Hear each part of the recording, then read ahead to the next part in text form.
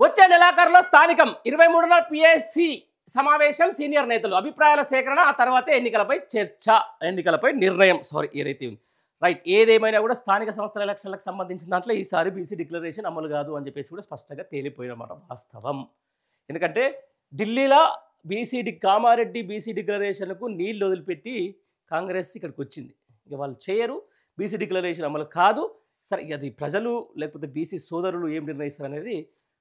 చూద్దాం వచ్చే నెలాఖరులో అని చెప్పేసి కూడా అంటారు స్థానిక సంస్థల ఎన్నికలకు వచ్చే నెలాఖరులో నిర్వహించాలని దిశగా అధికార పార్టీలో చర్చలు సాగుతున్నాయి సెప్టెంబర్ ఆఖరులోగా ఎన్నికలు నిర్వహించాలని హైకోర్టు ఆదేశించిన అప్పటి వరకు సమయం తీసుకోవాలని పార్టీ నేతలు కొందరు ప్రభుత్వాన్ని కోరుతున్నట్లు తాజా సమాచారం మరోవైపు బీసీలకు 42% రిజర్వేషన్ ఇచ్చిన తర్వాతే ఎన్నికలు నిర్వహించాలని పీఎస్సీ అధ్యక్షుడు మహేష్ కుమార్ గౌడ్ పట్టుబడుతున్నారు ఈ నేపథ్యంలో ఈ నెల 23న రాష్ట్ర కాంగ్రెస్ రాజకీయ వ్యవహారాల కమిటీ పీఎస్సీ సమావేశం ఏర్పాటు చేయాలని పీసీసీకి సీఎం రేవంత్ రెడ్డి సూచించారు అందులో సీనియర్ నేతల అభిప్రాయాలు తీసుకొని అత్యధికుల సూచనల మేరకు ఎన్నికలపై తుది నిర్ణయం ప్రకటించాలని నిర్ణయించారు ఆదివారం మహేష్ కుమార్ గౌడ్తో పాటు మంత్రి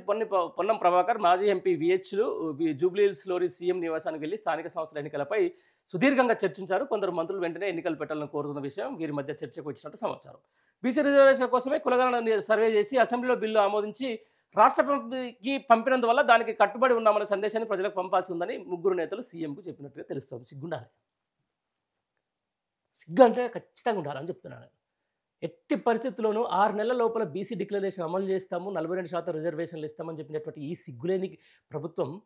ఈరోజు ఆడిన డ్రామాలు చూస్తున్నాం మనం ఓవైపు మంత్రిమండలి లేకపోతే అసెంబ్లీలో బిల్లు చేసేసి గవర్నర్కి పంపించి తీసుకుపోయి రాష్ట్రపతికి ఇచ్చి మళ్ళీ తర్వాత ఆర్డినెన్స్ అని చెప్పేసి ఏమంటే పాలాభిషేకాలు చేయించుకొని ఆ తర్వాత అది కూడా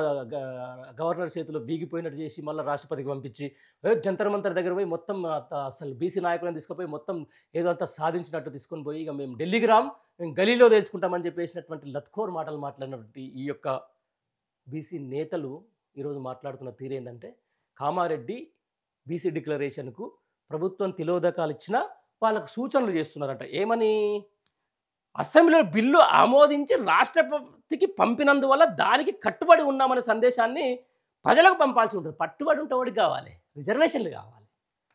42% రిజర్వేషన్లు బీసీ సోదరులకు కావాలి బీసీ సోదరిమణులకు కావాలి అది లేకుండా ఏదో ఒకటి తీసుకొని పోయి ఏదో ఒకటి చేస్తామని చెప్పేస్తే దీనంతా ఇక దీన్ని నమ్ముతారా అందుకనే స్థానిక ఎలక్షన్లకు సంబంధించిన దాంట్లో ఈసారి కాంగ్రెస్కి ఎంత ఎదురు దెబ్బ తాకుతుందో ఒకసారి మనమే చూద్దాం సరే ఏదో ప్రజలు చాలా గొప్పలు ప్రజలు చాలా తెలివికలు కూడా ఎందుకంటే అధికారంలో కాంగ్రెస్ పార్టీ ఉంది ఇప్పటికే దగ్గర దగ్గర 13 నుంచి 14 నెలలు 15 నెలలు అయింది ఏది స్థానికంగా సర్పంచ్ లేకపోవడం వల్ల వీళ్ళ దగ్గర బెదిరింపు రాజకీయాలు మనందరికీ తెలిసిన విషయమనే ఆడ సర్పంచ్ని గెలిపించుకుంటే వేరే పార్టీ నుంచి ఎవరు గెలిపించుకున్నా కూడా తీసుకొని మళ్ళీ పోయి కాంగ్రెస్లో జాయిన్ చేసుకుంటారు ఆ ఊరికి గ్రామాభివృద్ధికి సహకరించాలన్న సంగతి అందరికీ తెలిసిన విషయమేనా కానీ ప్రజల మనసులో ఇది ఖచ్చితంగా ఉంటుంది నమ్మించి గొంతు కోయడం ఈరోజు మహిళలను ఎట్లా గొంతు కోసిర్రో